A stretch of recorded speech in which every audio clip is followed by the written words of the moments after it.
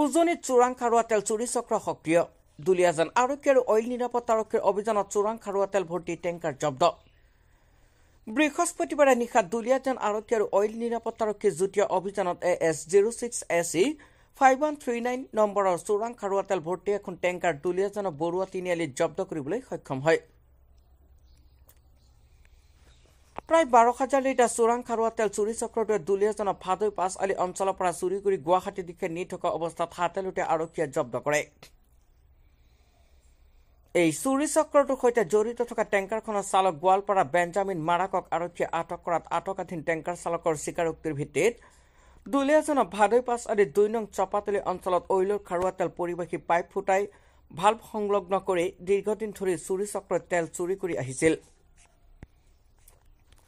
এই তেল চুৰি চক্ৰটোৰ সৈতে জড়িত খেৰমীয়া অঞ্চলৰ অমৃত বৰশইকীয়া ভাদৈ পাঁচ আলি নিৰঞ্জন হাজৰিকা খোৱাঙৰ বিশ্বজিৎ সোণোৱালৰ ওপৰত গোচৰ ৰুজু কৰিছে উল্লেখ্য যে দীৰ্ঘদিন ধৰি ডিব্ৰুগড় আৰু তিনিচুকীয়া জিলাত অৱস্থিত অইল ইণ্ডিয়া লিমিটেডৰ খাৰুৱা তেল পৰিবাহী পাইপ ফুটাই তেল চুৰি চক্ৰই খাৰুৱা তেলৰ ৰমৰমীয়া বেশা অব্যাহত ৰাখিছে টেংকাৰখন মই চলাইছিলো যোৱাকালি আপোনাৰ ঘৰ গোৱালপাৰা আপোনাৰ নামটো বেঞ্জামিন মাৰাক কেতিয়াৰ পৰা আপুনি জড়িত হৈ আছে আজিলৈকে মোৰ ডিউটি হৈছিলে ক'লে লৈ গৈছে তেলখিনি এইটো গুৱাহাটী আছিলে গুৱাহাটী ক'লে গুৱাহাটী আমিনগাঁও আছে আপোনাক কোনে ইয়াত হেৰি সোমোৱাইছিলে কামটোত কোনে মানে গাড়ীটো মোক কিবা বিদ্যাজিৎ সোণোৱালে মোক দিছিলে গাড়ীটো এইটো গাড়ীটো চলাইছিলোঁ লগটো ইয়াতে হৈছিলোঁ আৰু এইটো বাকী মই একো নাজানো আপুনি জানিছিলে চুৰি মাৰ বুলিতো সিমান মইতো নাজানো সিহঁতে ক'লে মালটো লঠোৱাৰ পাছত চালানটো পাই যাব বুলি ক'লে এইটোৱে বাকী মই একো নাজানো গাড়ীখন আনিলে মোৰ চালানটো নাই তেলটো কেনেকৈ উঠাই উঠে মানে এইটো এনেকুৱা পাইপটো দুটাকৈ থাকিব দুটা আছে মইতো কালি গাড়ীৰ ওপৰতে থাকোঁ মই চেম্বাৰত ধৰি কিনে থাকোঁ বাকী তলত 3জন মানুহটো সিহঁতে কামটো চলায় বাকী এইটো মই একো নাজানো আপুনি কাক চিনি পাইছিলে এতিয়াতো মই কাকো চিনি নাপাওঁ ইয়াতে কাম কৰাবিলাকৰ ৰাতিটো এন্ধাৰত কাম কৰে না টেংকাৰটো ইয়াৰ পৰা লৈ আছিলোঁ টেংকাৰখন কিবা খোৱাং তেল ডিপুৰ পৰা আনিছিলোঁ খোৱাং তেল ডিপুৰ পৰা লৈ আছিলোঁ অথনি কোনোতো বিশ্বজিৎ সোণোৱাল বুলি এনেকৈ ক'লোঁ এইকেইটা কথা দুবাৰ এই মুহূৰ্তত মানে আমাৰ ডিব্ৰুগড় তিনিচুকীয়া ডিষ্ট্ৰিক্টত জেনেৰেলি ক্ৰুড অইল এটা মানে বৃহৎ চক্ৰ এটা আছে তেওঁলোকে মানে ক্ৰুড অইল চুৰ কৰি থাকে কিন্তু পুলিচৰ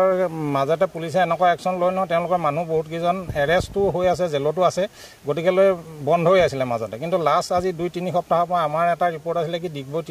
ডিগবৈ দুলিয়াজান লাইনটো যিটো crude oil main trunk pipeline তাত প্ৰেছাৰ ড্ৰপ হৈ থাকে গতিকে সেই হিচাপে আমি আমাৰ অভিযানটো চলাই আছিলোঁ ক'ত কেনেকৈ কি প্ৰেছাৰ ড্ৰপ হয় ৰাতি দিনত আমাৰ পেট্ৰলিং টিম ঘূৰি ফুৰে যোৱাকালি হঠাতে আমি এখন টেংকাৰ পালোঁ প্ৰায় 8টামান বজাত সন্ধিয়া বৰুৱা তিনিআলিৰ ওচৰত গতিকে সেইখনক যেতিয়া ড্ৰাইভাৰক সোধা পোছা কৰাত কোনো কাগজ পত্ৰ দিব নোৱাৰিলত আমি সুধিলোঁ ক'ৰ পৰা আনিছোঁ তেওঁ আহি পেলাই জেগাটো দেখাই দিলে ক'ৰ পৰা আনিছে আমি চালোঁতো সেইটো আমাৰ যিডাল মেইন পাইপলাইন আছিলে সেই তাতে তেওঁলোকে মানে পাইপ ফিট কৰি পেলাই ভাল্ভ ফিট কৰি পেলাই টেংকাৰত লোড কৰি পেলাই ইয়াৰ পৰা তেল নি থাকে আৰু ড্ৰাইভাৰজনক আমি সোধা পোছা কৰোঁতে ক'লে তই কোনে তোক এইটো এনগেজ কৰিছে আৰু মাটিত যিডোখৰত মানে লোড কৰে এইখন মালিকজন হৈছে নিৰঞ্জন হাজৰিকা মাটি তেওঁ এই ভাদৈ পাঁচালিয়ে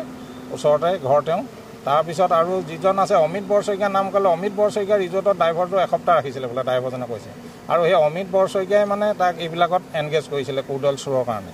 গতিকে মেইন নেক্সাছটো অমিত বৰশইকীয়া আৰু টেংকাৰখনৰ মালিক চম সোণোৱাল হেঞ্চোৱা পুখুৰী গতিকে পুলিচে ইনভেষ্টিগেশ্যন চলাই আছে বস্তুটো ওলাব গতিকে আপোনালোকে ইয়াত যি পাইপ উদ্ধাৰ কৰিছে কেনেকৈ গোটেই চুৰি কাৰ্যটো সংগঠিত কৰি আহিছিলে এইটো আপোনাৰ মেইন যিডাল পাইপলাইন আছে আমাৰ তাত তেওঁলোকে ভাল ফিট কৰি লয় অলৰেডি আপোনালোকে দেখিবই পাইপখিনিতো আপোনালোকে দেখিছেই কানেক্ট হৈ আছে মেইন পাইপলাইনত তেওঁলোকৰ কোনোবা মেকানিক লৈ আনে মেকানিক আনি সেইটো বস্তুটো ডিল কৰি পেলাই পাইপত ভাল ফিট কৰি দিয়ে সেই লাইফ লাইনতে কৰি দিয়ে সিহঁতি কৰি পেলাই